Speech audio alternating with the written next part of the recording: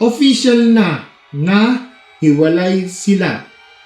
At kung tatanungin nyo agad, masakit man pero minsan ay mayroon akong napansin. May napansin ako sa post ni Ma'am Elma.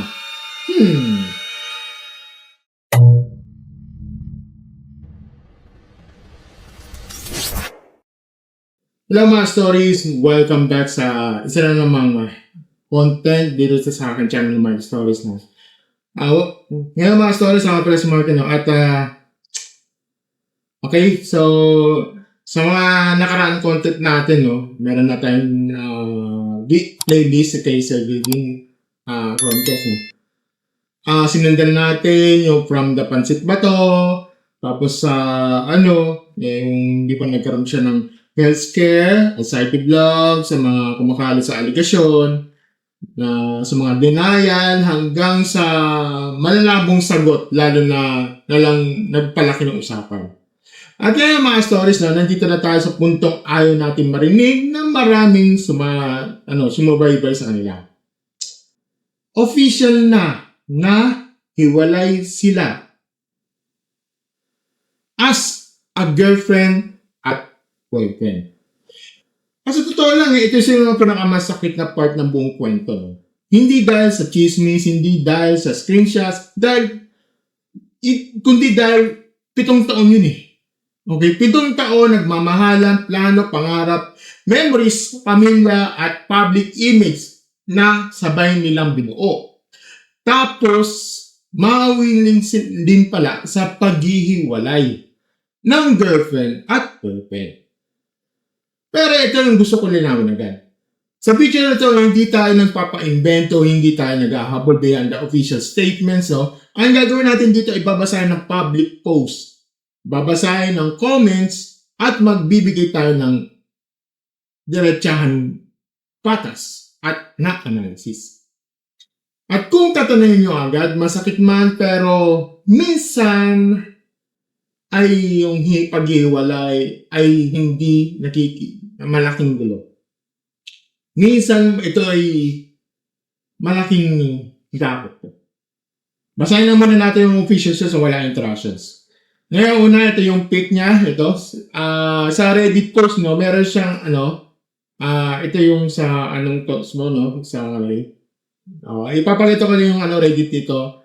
Pero mas may napupuntahan natin itong Facebook page ni Ma'am Elma. Ito yung nakita namin. So, una, ito yung kanya, yung mayroon siyang magkasama sila sa litrato, nag-awag-away, nangiting at tumatawa. Ito yung second siya, sabi niya, "Hi everyone, I know a lot you have been asking about Gavin and me. Ang daming speculations. I'll really try your best to work things out. Nakikita niyo na kaming masaya on cam. Pero sa likod ng camera, we also have our own problems and struggles na kami lang ang nakakaalam. Nilaban po namin hanggang sa uli. I just want to clear things up. Hindi lang po kami for the views or anything. What Gavin and I had was real. Dumadating po siguro talaga yung time na hindi mo na nararamdaman yung mutual feelings. Sa love, kailangan parehas kayo nagmamahal. I am aware of speculations and rumors of spreading online. Magkaibigan po sila." Okay, yun na. In-address natin yan in the recent video. Nabigyan lang po ang malisya ang mga kumakalat na pictures based sa kung ano lang po ang nakikita. Pero lahat po yon bago nangyari ay alam ko na. Dahil pinapaalam lahat ni Gavin. Diba? Please don't make any judgments or spread fake news without confirmation. It's just that time po na lumabas ang pasan, nakita natin, may tinalakin natin yung video na yan, okay? Naglabasan na po ang mga kung anong haka-haka. Matagal po namin sinubukan ang lahat. Our decision is mutual, like what I said. We tried our best to make it work. To Elga, thank you for giving us the time and process the pain and finally face this We know that this is painful. Sobrang nasasaktan kami na nakikita nasasaktan kayo. Please know that it hurts the two of us then we were the happiest together, but it's just what we felt to pretend na everything is still the same. I don't know what the future holds for us. Sabi nga nila, kung kayo talaga. Wala po kami dito kung wala kayo. Kaya sobra po kami nagpapasalamat sa inyong walang sawang pagmamahal at suporta. Please continue to support us as we try to heal and move forward. At ito naman yung last. Given it has been 7 wonderful years. I learned so much from the relationship and I will always value the time we share together. You have been such an important part of my life. Ang daming plano at pangarap na natupad natin nung sabay. Salamat sa pagmamahal at binigay mo sa amin at sa pamilya ko. You gave me the kind of love that I will forever cherish. I will always be thankful and grateful for you. You will always have the space in my heart. Breaking up is never easy, especially when it happens in front of everyone.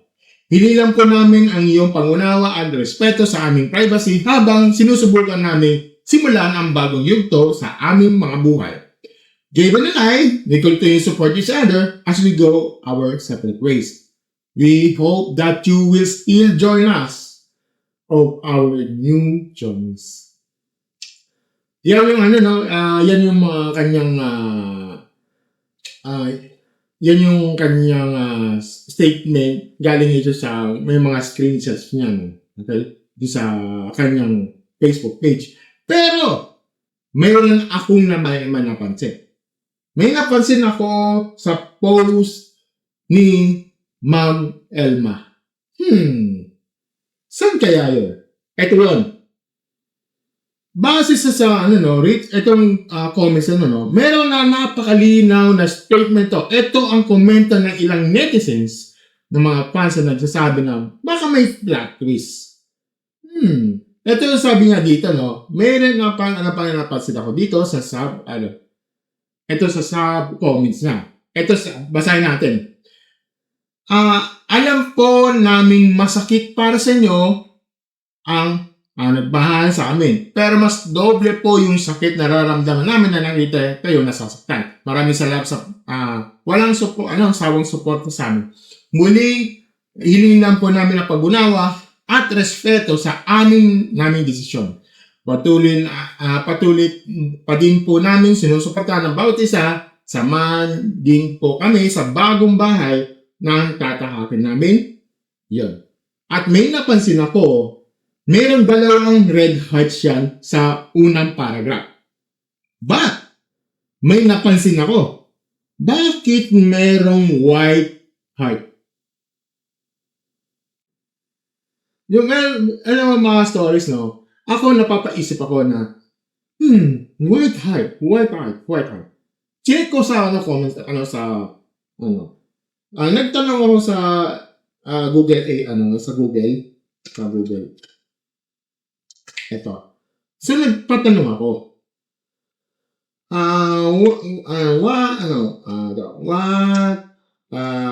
White heart symbols is. What? White heart symbol meaning. So, tinignan ko. Okay, so tinignan ko yung yung mga common meanings sa context. Sabi niya dito, a white heart emoji primarily symbolizes pure love, innocence, sincerity, and emotional support. Unlike the passionate red heart, it represents gentle, calm, and untamed affection, is often platonic, spiritual, and deeply loyal rather than strictly romantic. So, yan natin.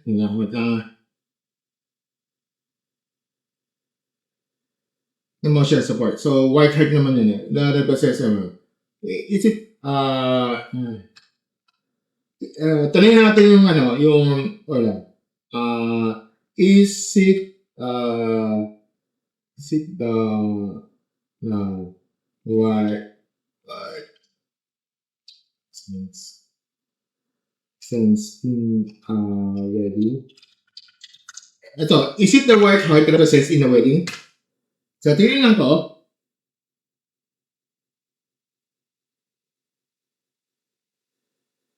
Okay, yes. The white heart symbol is heavily used to represent weddings and marriage. Ewan, siya lang yan hindi natin alam kasi wala pang statement para dyan. Kasi ang lumabas kasi dito sa statement ito sa Facebook page, medyo para thank you siya, ganito ganyan, sabi niya para separate ways. Pero siguro lang yung parang ewan lang sa yun. Kasi yung nakakita nyo, base sa mga nagko-comment sections, tinignan ko, tinignan ko sa mga comment sections, may napapansin nila. For example, ito, sabi niya, white, it is a sign of wedding. Samahan nyo po din kami sa bagong buhay, ang tatakay namin. Just a logic. Sabi niya, simple tayo naiisip parang may plot twist. Kasi kung hiwala yan, di ba broke na heart yung nilalagay, yung parang broke mo, na ilalagay, parang planado kasi yung sabay sila ng post. Oh, okay. Yan din iniisip ko kasi may kakaiba yung last part sa mga tama iisip natin. At sabi niya, paano kami yung inisip, parang ganun yung inisip kasi nga hindi nga pwede mag-iwalay kasi tapos magsusupport kayo sa isa't isa. Saka abangan natin yung live ni Mang Ella, yung short pa niya yung unang singsing na binigay sa kanya ni Sergey. May plot twist yan. Sobrang totoong hiwalay sila. Sana hindi mo na na-upload ng bago business na katuwal, diba? Mas pwede mo na sa hiwalayan. Is there something to that?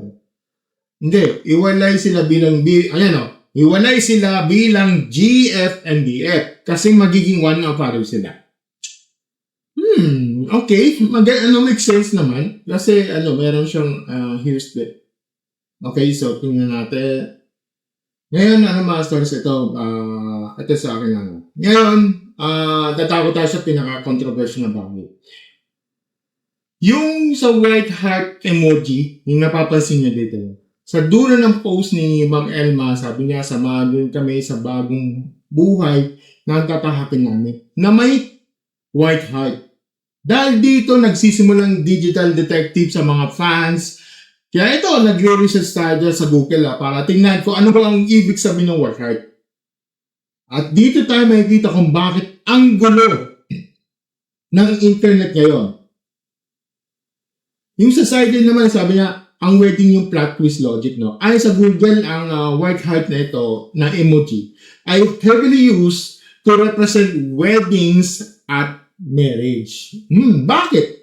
Dahil ang kulay puti ay traditional na kulay ng bridal gowns, simple at purity, at higit sa lahat, new beginnings. Kaya hindi natin masisisi si Ma'am Joanne sa ibang mga fans kung bakit sila nag-isip ng plot twist. Para sa kanila, ang bagong buhay na binanggit ni Ma'am Elma, ang pagiging Mrs. Kapingin. Ang logic nila, bakit white? Bakit bagong buhay? Bakit hindi broken heart? Pansin niyo, wala. Yung mga statements, kahit sa mga screenshots, wala. Puro heart. At napansin niya na parang white. Okay. Ito yung side dito, yung closure piece logic naman. Pero mga stories, huwag natin kalimutan ang kabilang sa mga Google search. Sabi nga sa research, sa context ng isang breakup, ang white heart na yon ay isang signal ng peace, closure, and genuine wishing in the other person. Walang bitterness. Okay. Ito yung pure love na kahit hindi na tayo, sabihin natin gano'n, mahal pa rin kita bilang tao at nire-respeto ko ang pinagsasama natin. Okay? Ito ang pinaka-prang ka-opinion dito. Itong dito, logic ko dito, mga stories. Sa mundo ng social media, ang mga vloggers ay mahilig na tinatawag na wordplay. Minsan, gumagamit sila ng mga salitang, salitang pwedeng i-interpret sa dalawang paraan para mapamanatili ng engagement. Kung ito ay isang wedding announcement, napaka-creative pero napaka-risky. Bakit? Dahil sa dami na pinagdadaaning issue, mental health, hospital, cheating rumors, kung ito ay promo lang pala, baka imbes na congratulations ang makakuha nila ay unfollow. Okay? Ang ibabato ng tao dahil pakiramdam nila ay niloko sila. Okay? Pero kung ang totoong breakup, ang white heart ay pinaka-mature na emoji na pwedeng gamitin. Ibig sabihin, kahit masakit, nila ang bagong buhay ng magkahiwalay, isang clean state para sa kanilang dalawa. Okay? Mga stories, ito yung ulit, ko dito, no? Yung check ko dito, no? Sabi na sa according sa Google, no? Ni-research ko talaga. Ang white heart ay pwedeng wedding o pwede ring breakup po, closure, no? Diba? Pero kung tatanungin nyo ako, ang logic kasi dito, hindi lang nakadepende sa emoji. Nakadepende ito sa actions. Kung makikita natin sa mga susunod na araw na magkasama pa rin at masaya, edi tama ang mga plans. Plot twist. Diba? Pero kung makikita natin nag-uumpisa lang sila mag-upload ng kanya-kanyang content, mag-isang bumabangon, hindi nababanggit tayo sa isa't isa, diba? Tanggapin natin ang katotohanan, okay? At ang advice ko dito mga stories natin, huwag masyadong magpakalunod sa teorya, okay? Sa theory. Minsan, ang white heart ay puting bandila lang. Pagsuko sa relasyong hindi talaga kaya. Hindi natin alam yan, Igalang natin yung ano sinabi niya sa ngayon, okay? Sa ngayon, okay? Pero kung may plot twist man yan, lalabas at lalabas yan. Pero sa ngayon, let's give them the respect where they're asking for. Diba? Sa dulang lahat, ano man ang kulay ng puso, pula, puti, o basag, basag, gano'n. Ang mahalaga ay mental, emotional recovery, at dalawang tao. So, ito yung mga stories. Ano sa palagay niya dito, Ito ba'y plot twist o period?